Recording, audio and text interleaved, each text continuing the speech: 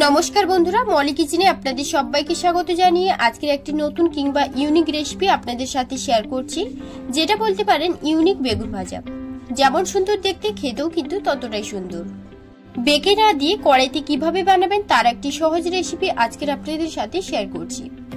অনেকেরই বাড়িতে বেক করার জন্য সমস্ত কিছু তো থাকে না, সেজন্য কড়াইতে বানিয়ে আজকে দেখাচ্ছি। আপনারা ভিডিওটা শেষ পর্যন্ত দেখুন, আশা করব আপনাদেরও ভীষণ ভালো লাগবে। ভিডিওটা শেষ পর্যন্ত দেখবেন, আশা করব আপনাদের খুব ভালো লাগবে। আজকের আমার এই রেসিপিটা যদি আপনাদের কাছে ভালো লেগে থাকে তাহলে চ্যানেলটিকে সাবস্ক্রাইব করে অল অপশনে ক্লিক করে রাখবেন। তো চলুন এখন রেসিপিটা শুরু করি।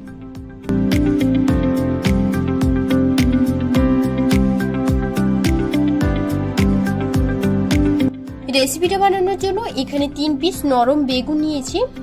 একদম ফ্রেশ বেগুন দেখে নিতে হবে, আর একটু বড় সাইজের বেগুন নিতে হবে।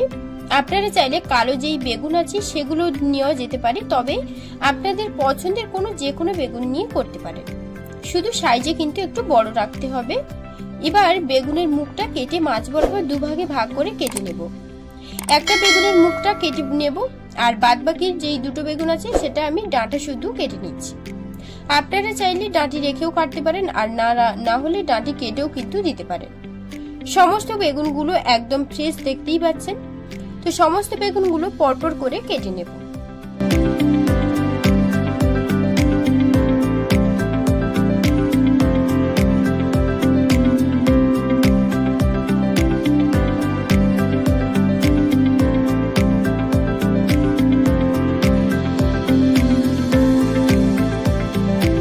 এবার কেটে রাখা বেগুনগুলো একটা জায়গায় নিয়ে জল দিয়ে ধুয়ে নিয়েছিলাম।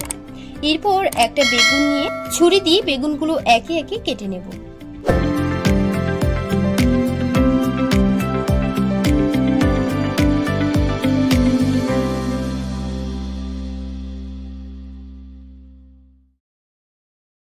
তো দেখুন, কাটার পর দেখতে কতটা সুন্দর লাগছে।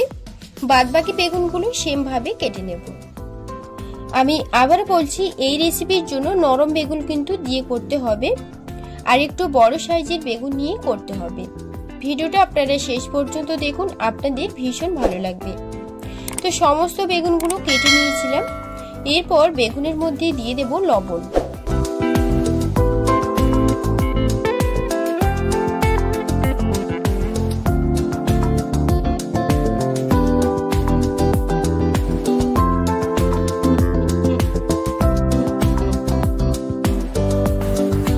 আর সামান্য তেল ব্রাশ করে দিচ্ছি। প্রত্যেকটা বেগুনের ওপর তেল ব্রাশ করে নিচ্ছি। ভিডিওটা শেষ পর্যন্ত দেখার জন্য আপনাদের কাছে অনুরোধ রইল। আজকের আমার এই রেসিপিটা আপনাদের ভালো লাগলে চ্যানেলটিকে সাবস্ক্রাইব করে অল অপশনে ক্লিক করে রাখবেন। তো বেগুনগুলোর মধ্যে তেল ব্রাশ করে নিয়েছিলাম। এরপর কড়াইতে তেল দিয়ে গরম হলে একে একে বেগুনগুলোকে দিয়ে দেব। একসাথে 4টে বেগুনই দিয়ে দিলাম। এরপর ঢাকা দিয়ে 5 মিনিট লো আঁচে রেখে দেব, যাতে বেগুনগুলো ভালোভাবে সেদ্ধ হয়ে যায়।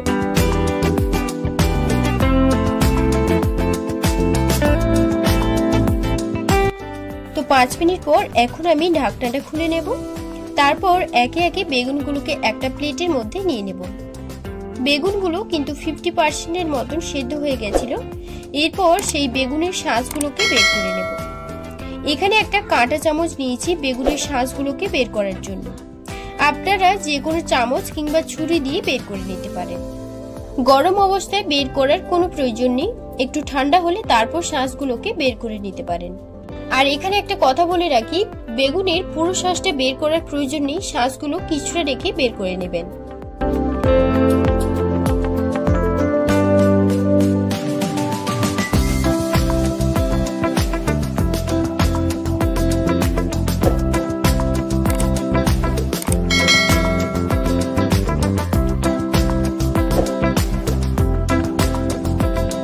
দেখুন, শাঁসগুলো বের করে নিয়েছি।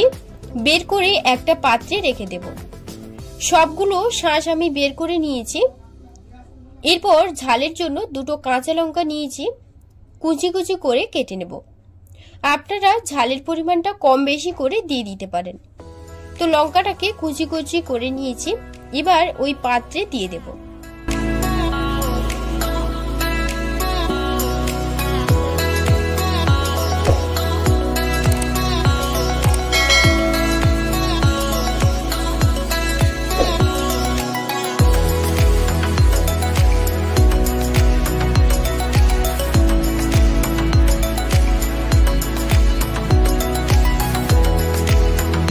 এরপর এখানে 4 থেকে 5টা রসুন কোয়া নিয়েছি, সেটাকেও কুচি কুচি করে দিয়ে দেব। আপনারা নিরামিষভাবে বানাতে চাইলে রসুনটা স্কিপ করতে পারেন।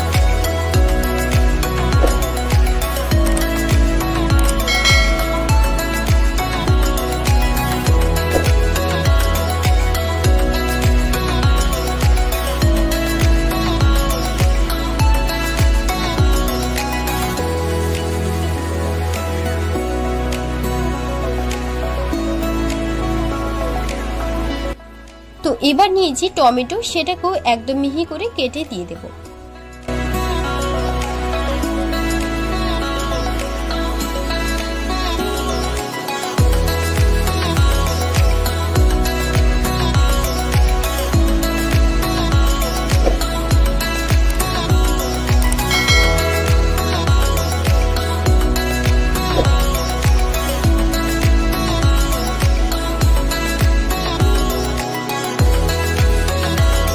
এখানে কিছু ধনেপাতা নিয়েছি, সেটাকেও কেটে দিয়ে দেব।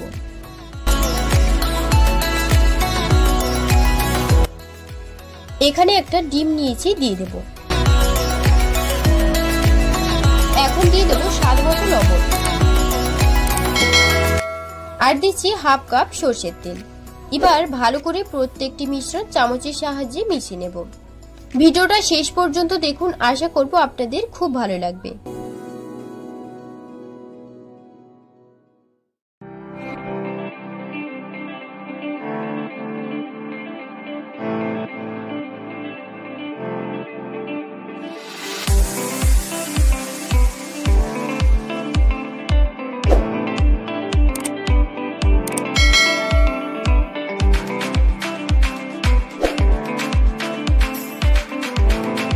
তো তারপর ওই একই তেলে মানে বেগুন ভাজা তেলে দিয়ে দেব বেগুনগুলো।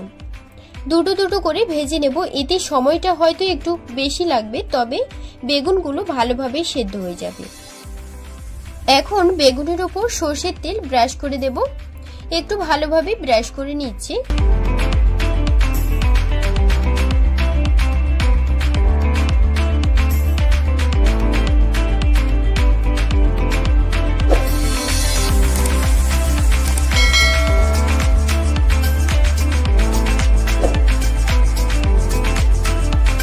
এখন বেগুন আর ডিমের ব্যাটারটা করে রেখেছিলাম, সেটাকে আমি দিয়ে দেব।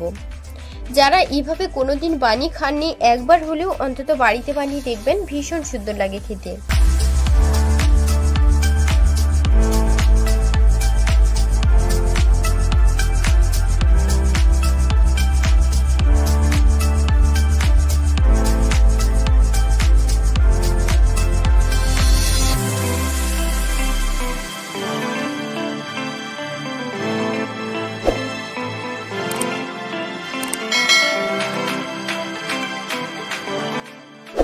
একটা চিজ গ্রেট করে দিয়ে দেব।